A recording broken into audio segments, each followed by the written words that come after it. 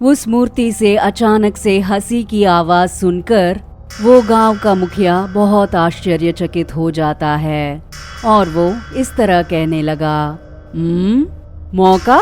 मैंने कौन सा मौका दिया है तुम्हें? तू मुझे कुछ नहीं कर पाई ना, इसलिए लगता है कि तुम पगला गई हो। तेरी आंखों के ही सामने मैं इस गांव में 3 बार प्रवेश कर चुका हूँ और इतना ही नहीं, तूने एक बार मेरे शादी के कार्ड जला दिए, लेकिन जब मैंने तुम्हारे सामने फिर से शादी के कार्ड रखा तो तुम कुछ नहीं कर पाई। और मैंने सूरैया को भी यकीन दिला दिया है और उसे अब यकीन हो गया है कि तुम हो ही नहीं और तुम्हारी भूत भी नहीं है। इतना कुछ मैंने तेरे ही सामने किया है, फिर भी तू मुझे डराएगी? तू तो सिर्फ एक मूर्ति है, समझी? तुझे मेरी शातिर दिमाग के बारे में कुछ नहीं पता है और मैं तुझे मौका दूंगा। मुखिया जी की कही इन बातों को सुनकर वो भूतनी जो मूर्ति के अंदर है इस तरह कहने लगी, मूर्ख इंसान, तूने खुद ही मौका दे दिया है। एक बार तुम्हारी सड़ी दिमाग से सोच कर देख लो, तूने मुझे खुद ही मौका दे दिया है। ऐसा कहकर उस भूतनी की आवाज बंद हो गई। मुखिया जी बहुत देर तक सोचने के बाद अचानक से उन्हें याद आया कि उन्होंने अपने बेटे के हाथ से ताबीज निकाल दी थी और मुखिया जी कहने लगे, अरे बाप रे, मैंने इस कवर में जो ताबीज रखी है उसे जल्दी से मेरे बेटे को बांधना होगा, वरना ये भूतनी मेरे बेटे को नहीं छोड़ेगी। इस तरह सोचकर मुखिया जी तुरंत अपने गांव वापस चले गए और घर जाते ही मुखिया जी ने इस तरह कहा, अरे ओ मेरे बेटे, कहाँ हो तुम? जल्दी से एक बार बाहर आओ। अरे ओ, कहाँ है रे तू? जल्दी आओ।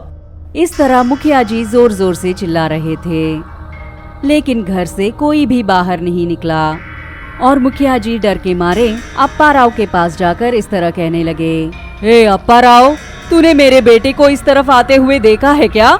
जल्दी से बताओ, मुझे बहुत फिक्र हो रही है। मैं अभी अभी घर से आ रहा हूँ और वो घर में भी नहीं है। क्या तुमने उसे देखा?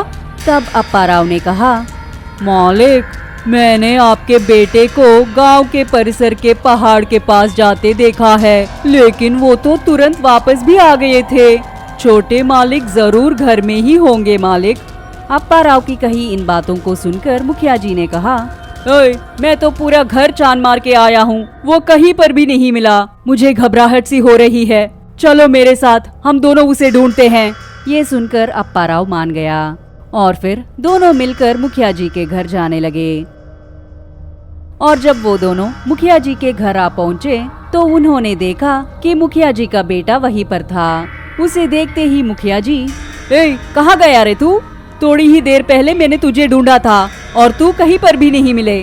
मैं जैसा कहता हूँ वैसे ही तुम करो, कहीं पर भी मत जाओ और अगर कहीं जाना भी है तो मुझे बताकर ही जाना। वैसे मैंने एक बात कहना भूल गया था, तेरे हाथ से वो ताबीज निकाल दिया था ना, इसलिए तुम्हें तांत्रिक जी के पास ले जाकर एक और ताबीज बंधवा दूंगा और तू घर में ही रहना, समझे? और तेरे साथ अप्पा राव भी रहेगा।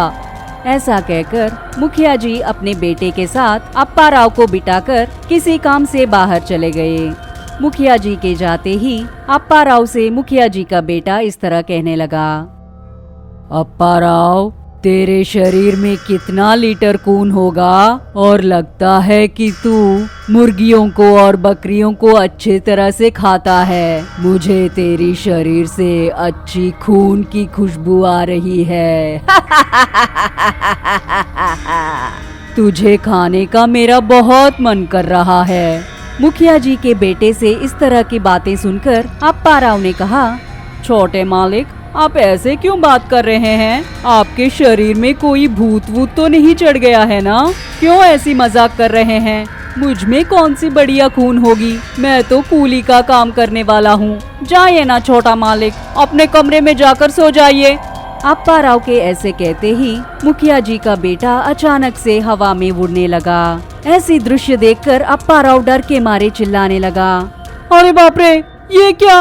आप तो फिल्मों में स्पाइडरमैन या सुपरमैन जैसे उड़ रहे हैं। अरे बाप रे, मुझे अब समझ में आया कि उस गांव की भूतनी आपके शरीर में प्रवेश कर गई है। मुझे मेरी जान प्यारी है, मैं यहाँ से भाग जाता हूँ। ऐसा कहकर अप्पा राव उस घर से भागने लगा और तभी मुखिया जी उसे देख लेते हैं। ओए अप्पा राव, क्या हुआ? तुझे मैंने मेरे बेटे के साथ रहने को कहा था ना, क्यों इस तरह भाग रहा है? मालिक, बहुत बड़ी समस्या आ चुकी है। वो क्या है कि आपके बेटे के शरीर में वो भूतनी घुस गई है और मेरे ही आंखों के सामने आपका बेटा उड़ रहा था। और इतना ही नहीं मालिक, वो कह रहे थे कि मेरे शरीर से खून की खुशबू बहुत अच्छी से आ रही है और वो मेरा खून पी जाना चाहते हैं। आप अपने बेटे को जाकर बचाइए, मैं तो आपके साथ आपके घर नहीं आऊँगा मालिक। अप्पा राव की कही इन बातों को सुनते ही मुखिया जी जल्दी जल्दी अपने घर चले गए। लेकिन जब मुखिया जी घर पहुँचे तो वहाँ उन्होंने देखा कि उनका बेटा ठीक ठाक ही है और कहने लगे, ओ बेटे, अप्पा राव ने कहा कि तूने उसे बहुत डराया है। तू इस तरह की मजाक करना बंद कर दो, ठीक है? मैं पहले से ही बहुत टेंशन में हूँ और ऊपर से तुम ऐसी हरकतें मत करो। मैं नहीं चाहता कि वो भूतनी तुम्हारे शरीर के अंदर घुस जाए। और तो और तेरे हाथ में वो ताबीज भी नहीं है। जब तक वो ताबीज तेरे हाथ में नहीं बंधवा देता तब तक तुम संभाल के रहना। बेचारा अप्पा राव तेरी वजह से बहुत डरा हुआ है। वो डर के मारे यहाँ से भाग गया है, इसलिए ऐसी हरकतें करना बंद कर दो, समझे? मैं कल सुबह ही जाकर उस ताबीज को लेके आता हूँ। इस तरह जब मुखिया जी ने अपने बेटे से कहा तब उनका बेटा जोर से हंसने लगा।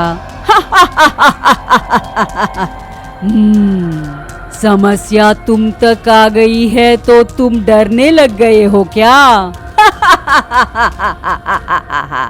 आज मैं तुम्हारे बेटे को जरूर मार के रहूंगी और वो तेरे ही आंखों के सामने तड़प तड़प कर मरेगा। मैं जैसे कहती हूँ वैसे नहीं किया तो तेरे बेटे का नामो निशान मिटा दूंगी।